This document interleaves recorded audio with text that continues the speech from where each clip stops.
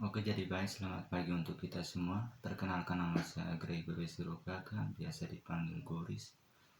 NPM 2201 Stravel 02200007. Kelas A angkatan 2020, program studi biologi, tugas vertebrata. Nah, di sini saya akan menjelaskan tentang persebaran. Persebaran penduduk secara umum adalah persebaran atau distribusi bentuk penyebaran penduduk di suatu wilayah, negara, atau persebaran penduduk dapat dibagi menjadi dua. Yang pertama, persebaran penduduk berdasarkan geografis adalah karakteristik penduduk menurut batas-batas alam seperti pantai, sungai, danau, dan sebagainya. Yang kedua, persebaran penduduk berdasarkan administrasi pemerintahan adalah karakteristik penduduk menurut batas-batas wilayah administrasi yang ditetapkan oleh suatu negara, misalnya jumlah penduduk di desa A atau di kecamatan B. Dari data Badan Pusat Statistik BPS, jumlah penduduk di Indonesia pada tahun 2015 mencapai 238.518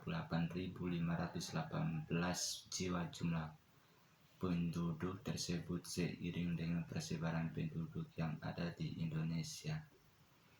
Menurut Undang-Undang Nomor 52 Tahun 2009 tentang Perkembangan Kependudukan dan Pembangunan Keluarga, penduduk adalah warga negara dan orang asing bertempat tinggal di Indonesia.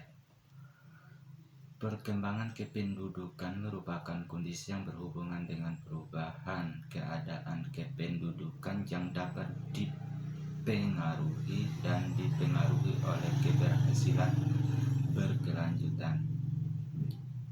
Diambil dari buku analisis persebaran rumah tangga Indonesia pada tahun 2014 karya Yusuf Munandar. Persebaran penduduk adalah bentuk penyebaran penduduk di suatu wilayah atau negara. Di Indonesia sendiri persebaran penduduk secara umum tidak merata. Contohnya, Pulau Jawa adalah salah satu pulau yang sangat padat karena Jawa menjadi pusat perindustrian dan lapangan kerja di Indonesia.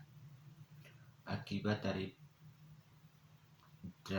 tidak meratanya penduduk, yaitu luas lahan pertanian di Jawa semakin sempit. Lahan bagi petani sebagai dijadikan pemukiman dan industri sebaiknya. Banyak lahan di luar Jawa belum dimanfaatkan secara optimal karena kurangnya sumber daya manusia. Sebagai besar tanah di luar Jawa dibiarkan begitu saja tanpa ada kegiatan pertanian. Keadaan demikian tentunya sangat tidak menguntungkan dalam melaksanakan pembangunan wilayah dan bagi peningkatan pertahanan keamanan negara.